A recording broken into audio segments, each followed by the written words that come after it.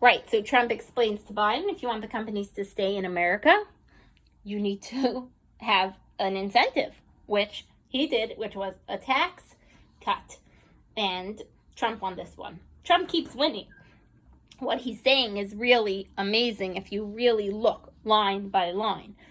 So then Biden says there was no booming economy by you, and the weakest recovery, and Chris rightfully said it was a record low unemployment, and Biden says manufacturers went in a hole, and in reality, Trump wins again. He explains that everyone gave up on manufacturing, and Trump brought it back, and Trump has to explain Biden the different value of different types of jobs, like the ones that Trump created that are sustainable versus the ones that Obama created.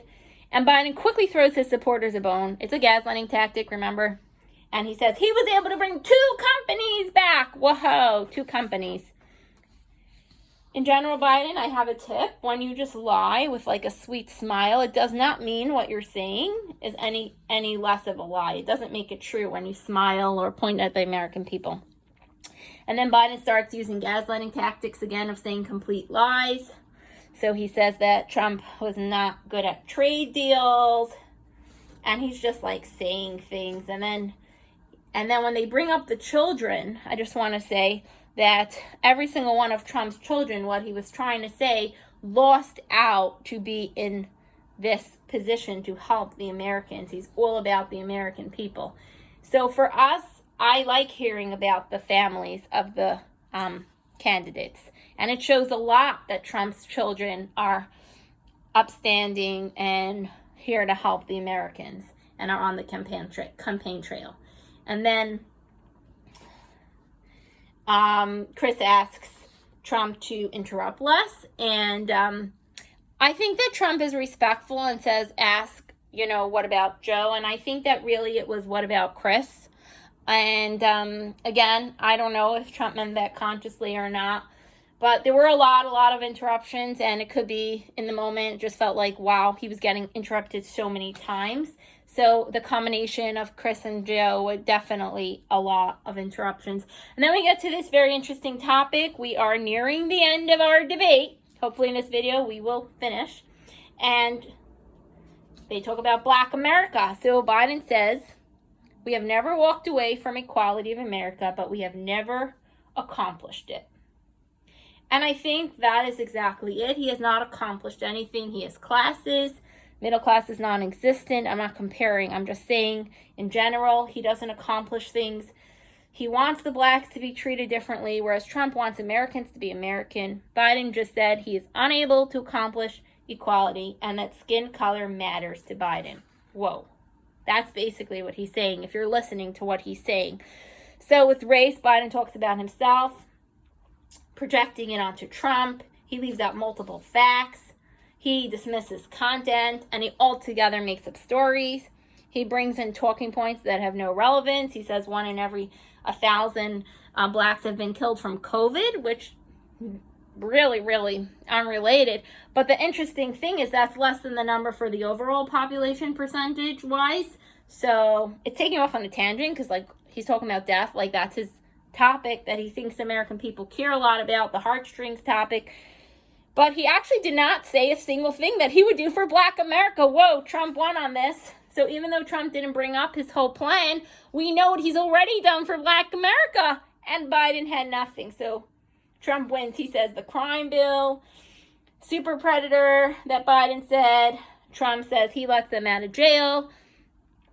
And then he moves along, which is very interesting that it seems like Chris doesn't understand the connection between why he's going from talking about Black America to law enforcement. But anyone who's seen anything on the news the past few months, those two were very interconnected, right?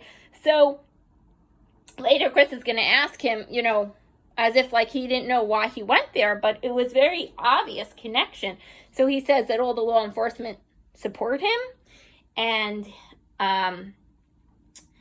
then he asks Biden which cops support him, and this was brilliant because Biden had no answer, and it was really another win. And yeah, like I said, Chris didn't seem to get the connection, unless he did, and he just sides with Biden. And he says, like, I'll return to the question of race. So with the Breonna Taylor case, and it's very interesting because Biden says he holds it's a problem, so I'm just really curious from Biden if his policy is to let cops that are about to be shot die in cold blood. And then he says that most cops don't like it. I cannot understand what most cops don't like. Most cops probably don't like to be shot in cold blood, is what I would assume. They want to go back to their families. And Biden makes sure to say that he only goes for peaceful protests because, by the way, he said it 3 months after Trump on the timeline. And, again, we see the tweets, so it's easy for us to see timelines in today's day and age.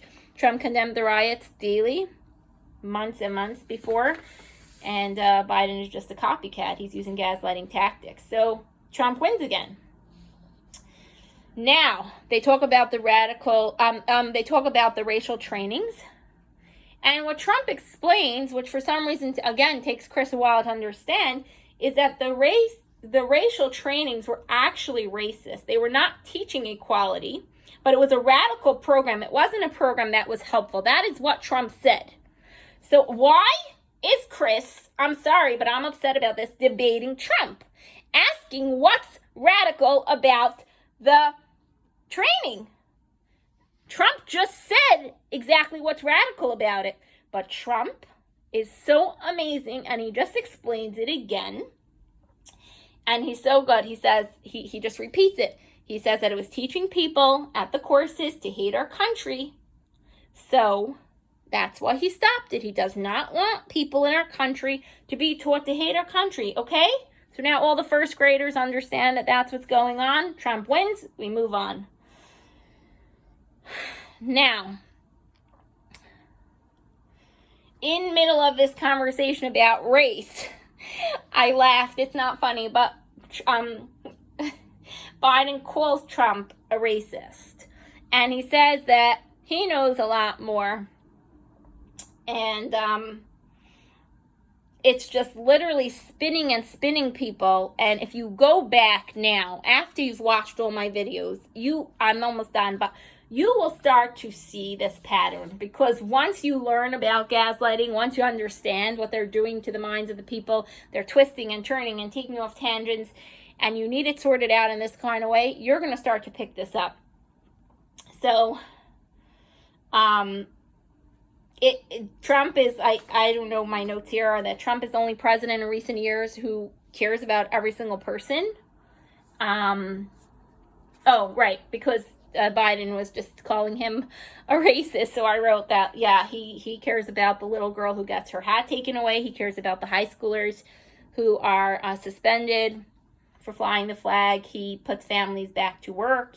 He makes it worth it for companies. He just literally cares so much about the American people. And then they go through who was there more division during, and Biden says something interesting. He says he wants law and order and justice. But with him, justice is swamp, truthfully. So that's not justice. He holds that cops cannot defend themselves. And he tricks you because he says the words law and order, because that's what he's meant to do for the people that want the law and order. And he adds all the words like Buy America, no riots, whatever he thinks that's what they're going to want. And very interestingly, Chris brings up that it was not just Democrat-run cities this summer that had riots. They named 2 Republican cities, but there is such a thing as an outlier, and that's not what they're talking about. And they don't bring up that it's an outlier. So here again, it's just to give you misinformation, a gaslighting tactic of portraying the wrong picture.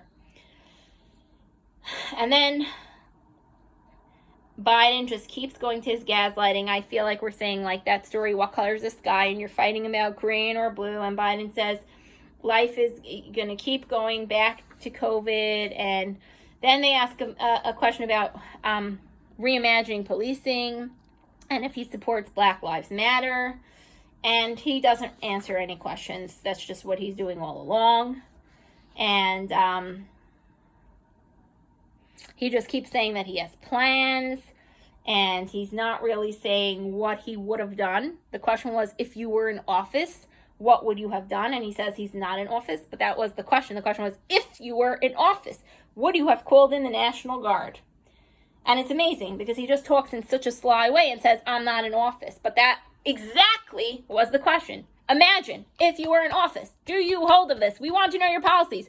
But do you realize that I am talking for, I think it's over an hour, and there are no policies line by line that you can pick up that Biden said. And this is what gaslighting is all about. That in the debate, everyone is spinning. But if you go line to line, you will see clearly that Trump is debating two people, that Biden just keeps using gaslighting, and so does Chris, by the way, and that Trump just puts as many facts as he could. And then we have this interesting question where he says, are you willing to condemn white supremacists to Trump? And Trump says yes. He asks again. He says, sure, I'm willing to do that. Then he asks again. So he says, what do you want me to say, right? And he answers to what they want to say. How many times are they going to ask the same question? Again, you feel like it's those reporters with Kaylee. That's really what it was starting to feel like toward the end. I mean, the whole thing. And then Trump says, straight back to the facts. This is a left-wing problem. Thank you, by the way, President Trump, for keep going to the facts. And then Biden says that that it's just an idea that Intifada, and that is like the most amazing thing of the whole night, that it's an idea. And then he's saying he's condemning riots. So again, it's very interesting. Where is he really? And then they ask the president why the people should vote for you. And this, wow, Trump won this one. He just said that's easy. And he goes through a bunch of things. Even though he had the impeachment hoax, he goes through a bunch of his accomplishments. The justices and the judges, the fixing the VA, the rebuilding the military, the lowest unemployment, the greatest economy, and on and on. And when we get to Biden, very interesting. He does not talk about why you should vote for him. He says, under President Trump, it's weak and hopeless, right? And it's very interesting because that is a gaslighting tactic to make people feel like they're in a hopeless situation. And we'll finish off really fast that they definitely get to that tape that Biden said the stupid bastards to the veterans, and we all know that Trump treats our veterans with such high respect, and there's no tape of him saying losers because he's never said it, and eyewitnesses and everyone knows that. At one point at the end, Biden can't remember the question, and Chris helps him, that they're talking about the economy and the Green New Deal, and very interesting, he says the Green New Deal will pay for itself. So I was wondering if money's going to grow on trees. But anyway, it gets even more interesting because then he says he does not go for the Green New Deal. So why is he talking about the Green New Deal paying for itself if he does not support it? That's very interesting. And then lastly, that we're going to talk about for today, they got you to talk with the integrity with the mail-in ballots. And of course, Biden says there's no problem when we have so much evidence all over, which is flat out lies. And yes, so what I think needs to happen at the next presidential debate, and who am I? A psychologist, social worker, counselor, behavior analyst, but okay. I think anything that either the moderator, if they decide to debate, or the presidential candidate named Joe Biden says anything that's a gaslighting tactic, I think that Trump can just call them out and say, oh, interesting, that's gaslighting tactic number 7. That's gaslighting tactic number 18. You know, cutting and paste stories, context, taking off timeline, etc., etc.